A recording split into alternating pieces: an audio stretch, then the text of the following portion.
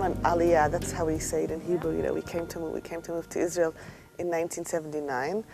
But the truth is that my parents were always very Zionistic and always talked about Israel.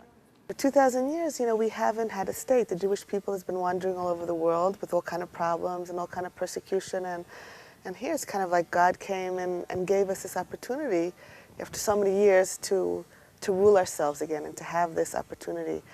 And I said, I can't sit back and just say no.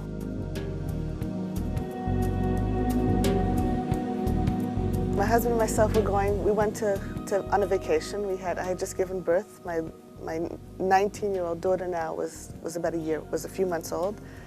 And we left, thank God we left the kids with my parents. They came from the States for a visit and they watched the kids. And on the bus, you know, we got on the bus, I went to sleep, and the bus was attacked by terrorists in Jericho in 1988. Wow. It was one of the first major terrorist attacks of the first Intifada. So people in Israel kind of remember it. There were people that were killed. How many people were killed? It was a woman and her 3 children that were killed on the bus, and then another soldier who went in to try to save her. He suffered from, because he tried to save her, he suffered from smoke inhalation, and he died afterwards. So the part of it that I'll never forget was that when we came off the bus, both my husband and myself, we were sitting next to the window, and the Molotov cocktail came in through the window, and I woke up. They threw it in, yeah. And I woke up, and then, you know, I realized I was on fire. We managed to get out of the bus, and one of the other fellows on the bus, took me and pulled me into a kind of a ditch of water, which I didn't even know was there. And I mean, when I think of it, and that's what saved me. I didn't even see it there, and all of a sudden, and I said, God didn't want me to die, you know, and somebody else saved my life.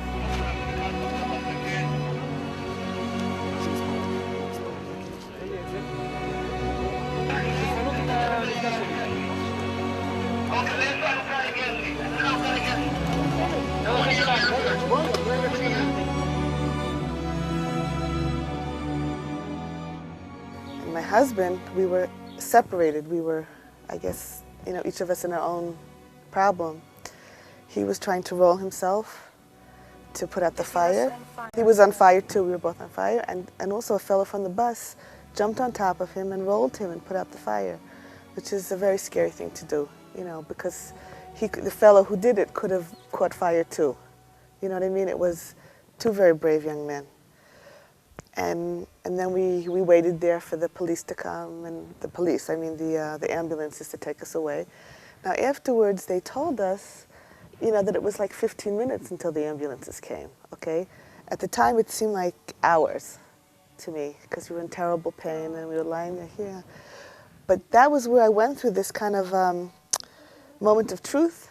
You know, I stood there, I was lying there and I was in pain, and I said, what am I doing in this country? And I had such a nice life in the United States, and, you know, and I was thinking something like, oh, my parents are going to want me to come back, and what am I doing here? And I went through this, like, you know, I saw my whole life unfold before my eyes, you know, kind of thing.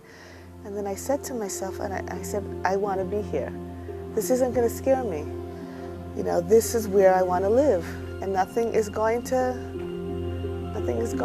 take me away from that.